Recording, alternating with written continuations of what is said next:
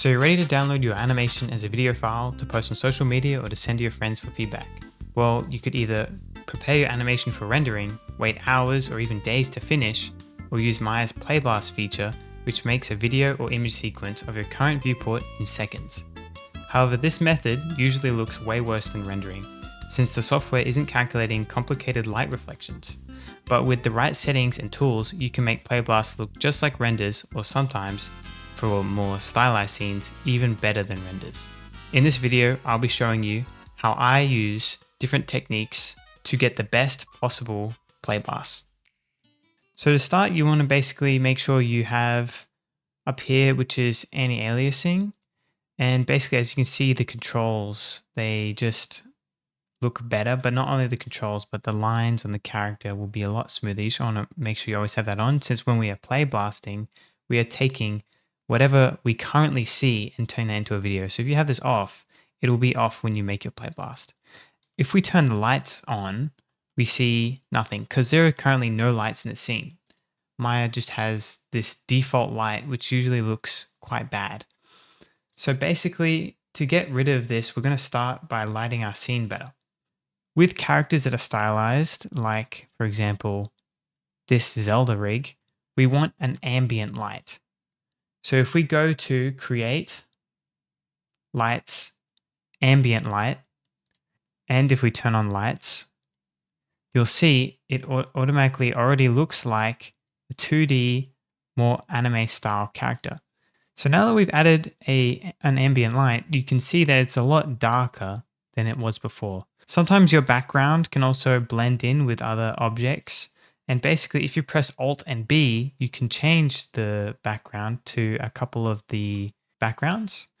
And so I think I'll go with maybe this lighter one, as I can kind of see the silhouette of the character a bit better. So now that we have an ambient light and our character is looking very 2D, what we want to do is we want to add another light. So in order to add shadows, we need to add a new type of light. So we go to Create, Lights, and we want a directional light. We want to change the direction of this. So to do this, we want to scale up the light so we can see the direction they're pointing in. Currently, they're just facing straight on to the character. So what we want to do is give it a bit of an angle so I can kind of see the details in the face a bit better. And basically, if you want to see what this looks like without this light and to mess around with lights a bit more, if we come up here, there is a light editor.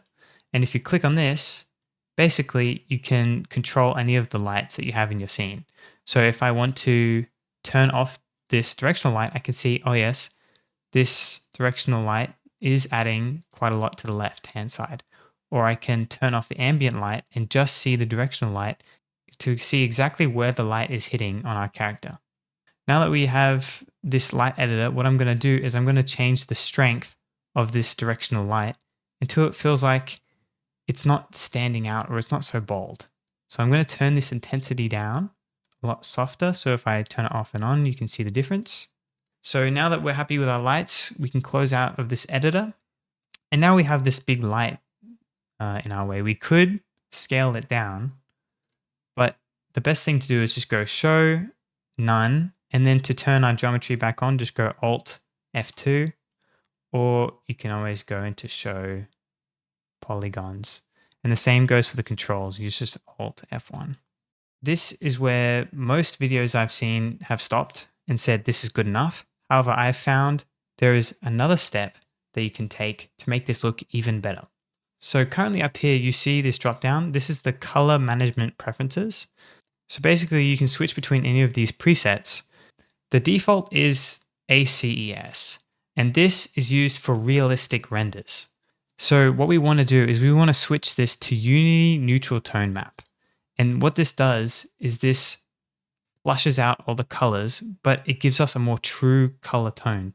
So basically we're using a technique that is used in film when filming in real life. Cameras come with default settings in them. However, when films are made, they're usually filmed with the raw footage and then later composited in a compositing software. That's pretty much what we're going to do here. So we have our raw colors here, and what we're going to do is we're going to use another software to bring out these colors. Now, before we do that, we can also check on this box here, which is screen-based ambient inclusion. And what this does is this will add some more shadows to your character. For me, it doesn't really match because my character is very anime style and 2D, so I'm not going to check this. However, I can check this shadow box and it will add some shadows to the character. Now we're not currently ready for our Playblast, because if I was to go and Playblast right now, you'd see it switches back to the old color map before switching back. So this here is actually just a preview. So what we want to do is we want to go into Windows, Settings and Preferences, Color Management. Here we can see under Color Transform Preferences, our view is in ACES, which we don't want. So what we do is we click the drop down and we choose Nudity Neutral Tone Map. Now when we Playblast, it is the correct color that we want it to be. So basically when I come to Playblast, what I want to do is I want to make sure I don't have Show Ornaments ticked. Basically, Show Ornaments is this little X, Z, Y thing in the bottom, or maybe this render cam thing at the bottom here. Just unticking Show Ornaments is just going to help clear your screen. Also, another tip, when playblasting from a camera such as this, see how there is 1920 by 1080? Uncheck this here, the resolution gate. However, undoing this, if I re-click it, it can mess up your animation. Now my camera is not how I want it to be, because now if I Playblast, it's grabbing everything from the viewport, as you can see here, which we don't want this gray box here. So basically, if you're having this gray box, here's how you get rid of it. What you want to do is you want to find your camera in the outliner or in your scene. Then you want to go to the attribute editor. You want to make sure you have overscan. Then when you go to display options, you want to make sure this isn't at 1.3. This is just at 1. And basically, this just gets rid of the border. So basically, before we Playblast, we just uncheck resolution gate and it gets rid of the numbers at the top. Before I Playblast, just make sure you have the same settings as me. However, for encoding, I do use JPEG only because H.264 doesn't work. If H.264, if you Playblast and then it gets stuck like this, and then you realize, oh wait, where's my video? It's corrupted. Basically, your H.264 doesn't work. It's because QuickTime Player isn't constantly updated on Windows devices. And there's pretty much no way to fix this because they won't update it for Windows. So what you want to do is you just want to go to Photo JPEG, which is a bigger file, but it's fine because we're going to be taking this into DaVinci, which is a video editing software. So now that I have ticked Save to File and saved it on my computer, I'm now able to Playblast it. Now that we have our Playblast working, it is very washed out. The color isn't popping. So what we want to do is we want to download DaVinci Resolve. DaVinci Resolve is a free video editing software, and I recommend everyone use it. So once you've created a new DaVinci Resolve project, you find your video and you want to drag it and drop it into DaVinci Resolve. Then from there, you can go to the Edit tab where it's similar to Adobe products, where the timeline is down here. And basically, we can preview our animation here. And what we want to do is we want to drag this down and drop it onto the timeline. So what we want to do is we want to go down to this color tab at the bottom here. And this is where we'll do our color editing. Now that we have a blank canvas, we can choose how vibrant or realistic we want our scene to be.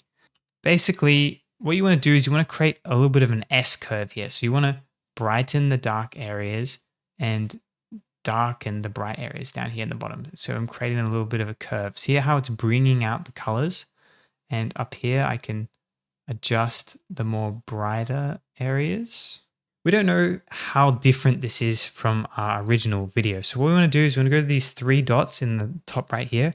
We can go down to split screen and we can go versions and original. And this will show us the original and the version. And what we want to do, if we go to the top left here, we can zoom in to the actual size, or Alt, Shift, and Z. For some reason, mine's a bit zoomed in, but if I just zoom out here, I can get the whole thing. But usually just going actual size can get you the proper size. So now that we can see this is before and this is after, our color is already looking a lot better. at the bottom here, if you want to give it a bit of a color boost, you can drag up this color boost.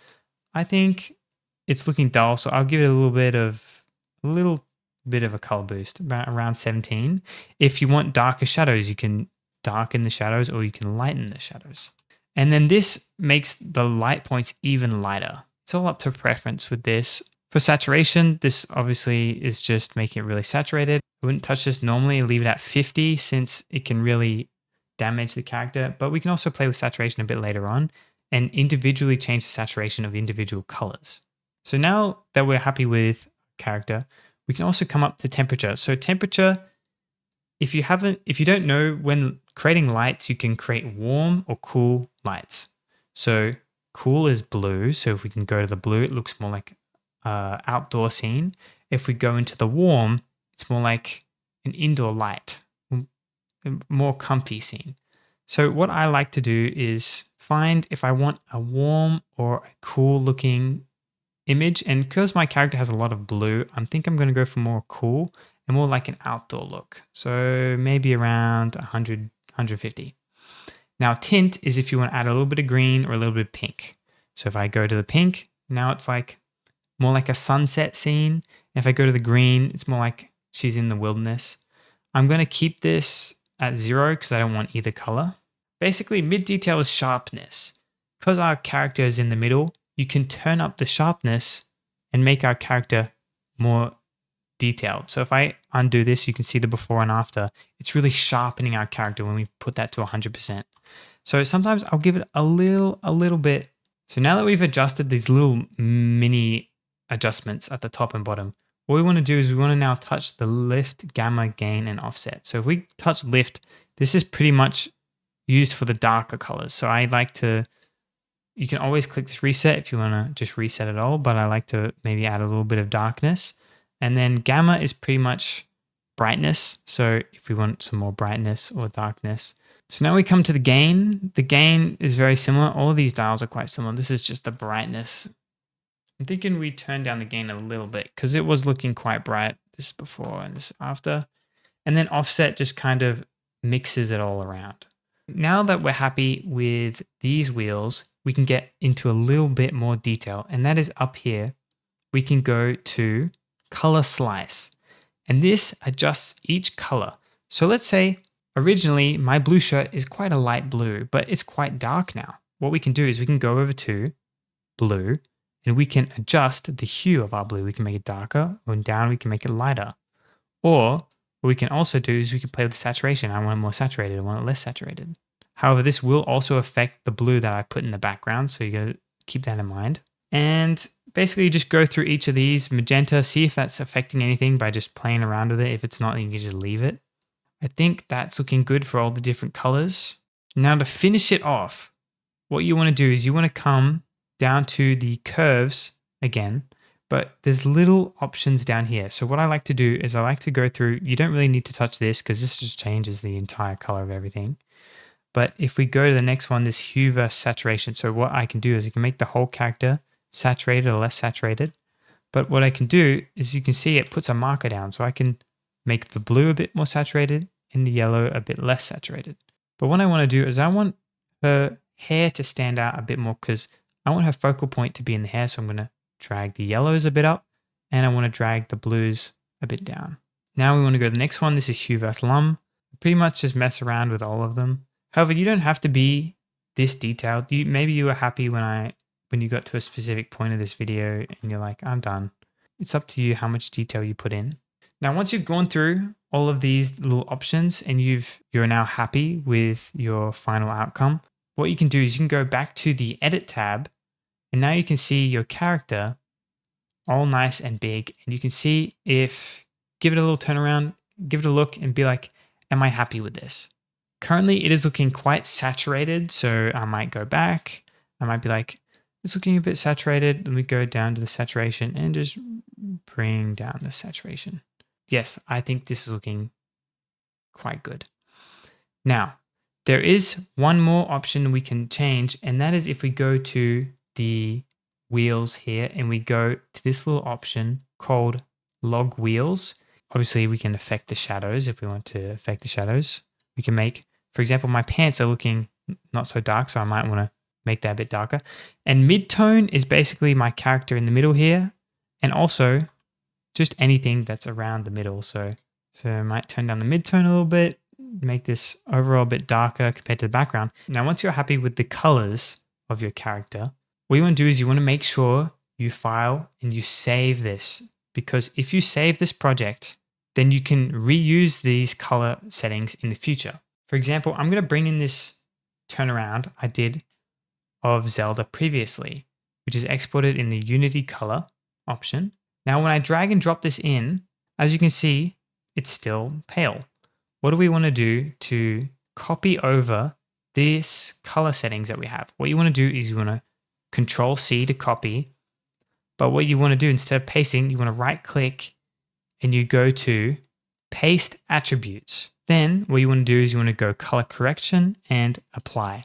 Now my color correction has been applied to this character. Now, obviously, it's not looking as good as it was here because of the different lighting and different conditions of this scene. However, if we now go to the color panel, we can see the before and after, and we can adjust it from there. So if I'm thinking the saturation is too high, I can turn down the saturation. But basically, that's how you can save time on future animations using the same character. Now that we've made this color scheme, let's compare it to if we had just used ACES. As you can see, this is ACES. This is what most people would see without doing the extra step. As you can see, it looks a lot better with all these brighter colors. Now, what you want to do to finish this off is go to deliver, and you don't need to worry about this. This is just how we were viewing it previously. Now for export settings, you want to go YouTube 1080p. That usually works well for any social media or sending it on Discord. It works for anything. Now what you want to do is you want to name this file. I'm just going to name this Zelda. And then you want to choose a file location. And remember, if you are saving this file in the same place where you saved your Maya file, make sure you name it something else. Otherwise it might override it. Now what you want to do is you want to click add to render queue, and then over here, render all. What that'll do is now it'll render your video. And now if you go to the place where you saved the file, you can see the video playing as an MP4.